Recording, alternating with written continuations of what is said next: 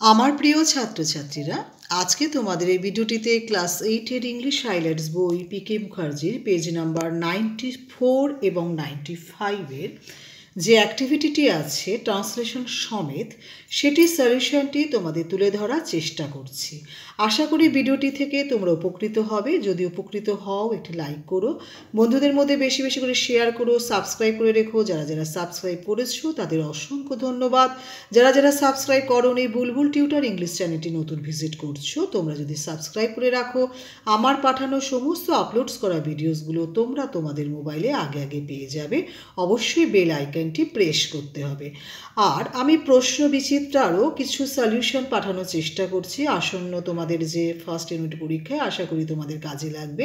Class 7-8 যত অ্যাক্টিভিটিসের solution আছে পিকে মুখার্জির হাইলাইটস ইংলিশ গ্রামার বইয়ের, আমি সমস্ত প্লেলিস্ট তৈরি করেছি, চাইলে সেখান থেকেও তোমরা দেখে নিতে পারো। ভিডিওটি শুরু করছি। আমি আনসার লিখে রেখেছি, তোমাদের পড়ে শোনাচ্ছি ওয়ান বাই ওয়ান। এখানে নাম্বার অ্যাক্টিভিটির যে এ নাম্বারটি আছে, fill in the gaps with suitable prepositions. Number B, fill in the gaps with following prepositions of time এবং ট্রান্সলেশন। এখানেও আছে হচ্ছে fill in the blanks with preposition এবং ট্রান্সলেশন। এগুলির সলিউশন তোমাদের তুলে ধরছি।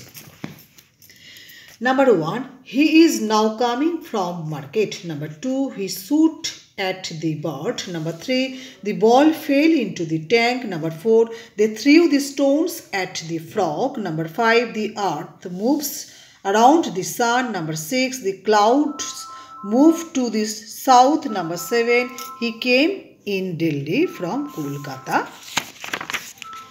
Number 9 হচ্ছে where are you going on? Number 9, the dog rushed at the man. Number 10, don't get down from a running bus. Number B হচ্ছে fill in the gaps with the following prepositions on time of time.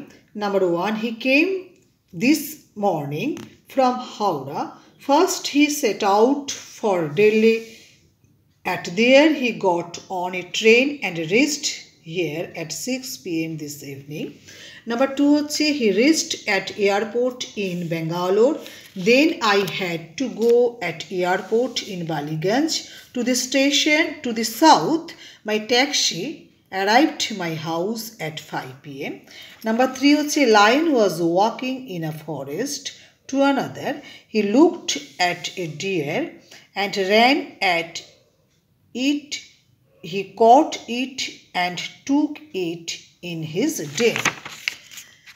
Translation আছে। Number 1, সে পুরী গিয়েছে, he went to Puri. Number 2, সূর্য পূর্ব দিকে ওঠে, the sun rises in the east. Number 3, he ran into the room, অর্থাৎ সে ঘরের মধ্যে দৌড়ে গেল। নাম্বার 4, তারা উত্তরে ছুটলো, they ran in the north. Number 5, কাপে চা ঢালা হলো, tea poured into the cup.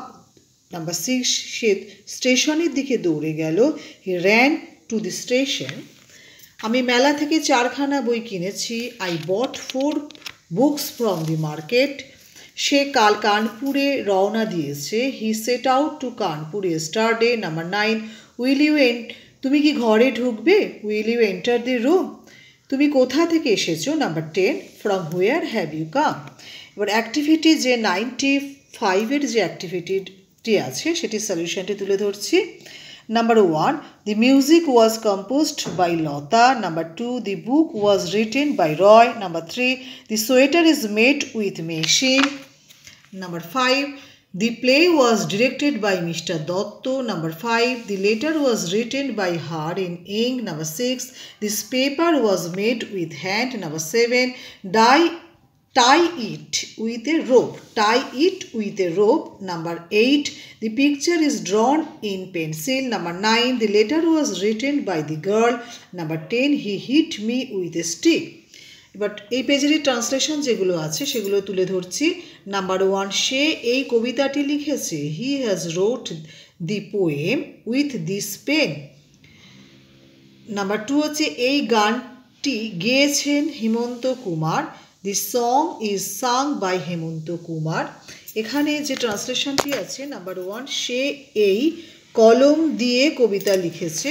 আমি কলমটি বাংলাটা লিখিনি, ইংলিশটা আমি ডাইরেক্ট ট্রান্সলেট করে দিয়েছি। He has wrote the poem with this pen. Number 2 হচ্ছে এই গানটি গেয়েছেন Hemanta Kumar, this song is sung by Hemanta Kumar.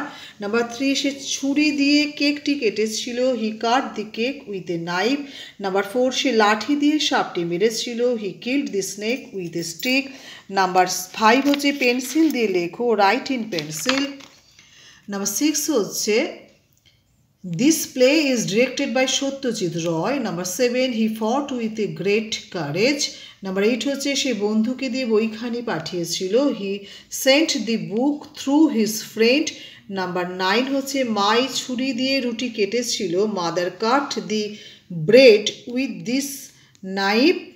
Number 10 হচ্ছে যে চামচ দিয়ে খেতে শেখো, learn to eat with the spoon.